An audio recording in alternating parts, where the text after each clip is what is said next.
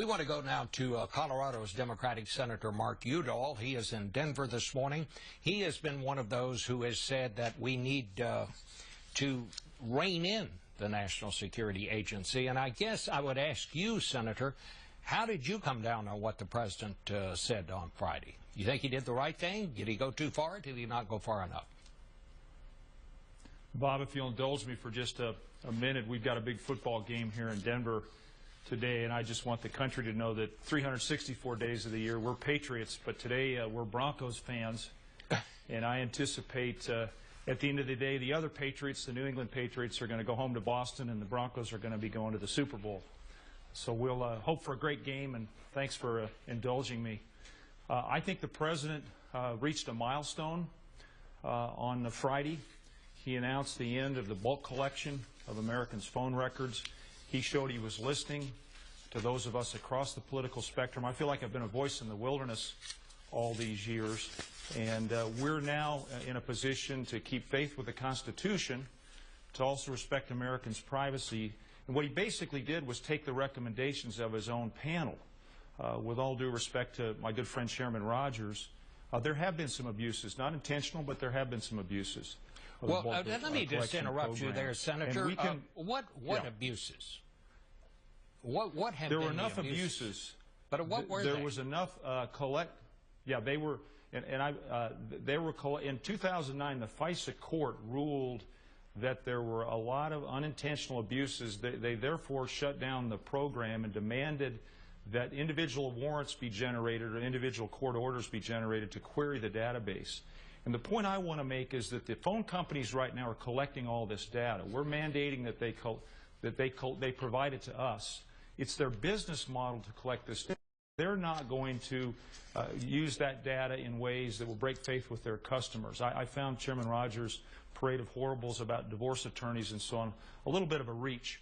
But the point here is that we can protect Americans' privacy, as the panel pointed out, and our quality of life, while also keeping our country safe. So the president did the right thing on the bulk data collection program. We'll keep those authorities in place under the so-called 215 provision in the law, but we won't collect every American's phone records almost every day and in this massive database. What is the difference, Senator, in collecting people's financial information? We all have to tell the government our financial status so we can pay our income tax to make sure everybody gets their taxes paid. What's the difference in that and having somebody's phone number on record?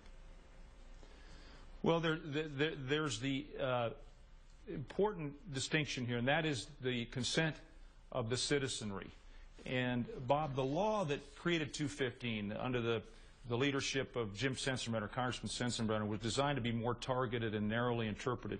Over time, the law has been secretly interpreted to be broader and broader and broader. And the case I've been trying to make is that we ought to limit it, that we can be effective in protecting our country, but we don't need to collect every single phone record of every single American on every single day. If you think about it, although these are just phone numbers and times, after a while they become a form of content. And you can read, if you will, what people are doing by analyzing those numbers. And when you combine with the fact that this program has not provided uniquely valuable intelligence, there's no example of where the 215, the bulk data collection program, has provided uniquely valuable intelligence. We don't need it, and in so doing we keep faith with the Constitution. We lessen the costs involved, and we rebuild trust in the intelligence community. That's really been my mission. I want to join Chairman Rogers and all the men and women who work to keep our country safe. But I want to rebuild support for and trust in the intelligence community, and that trust has fallen, and it's now time to rebuild it, and the president took a big step forward on Friday. Now, we've got a mission still in front of us, and that is to implement all the changes that he proposed. Well, what do you think the situation on Capitol Hill is for that? Because what I'm hearing is there's no, in the House, the votes may not even be there to continue the programs that we have. Well, here's what looms, Bob. Next year, these authorities expire. And I believe without real reform, not a veneer of reform, but the reform that the president's panel proposed, and that in many ways the president proposed on Friday, these laws will expire. So we have real motivation to get it right and to work together. And I'm heartened by the fact that the concerns about these programs have been from right, left, and center. This has not divided on partisan lines.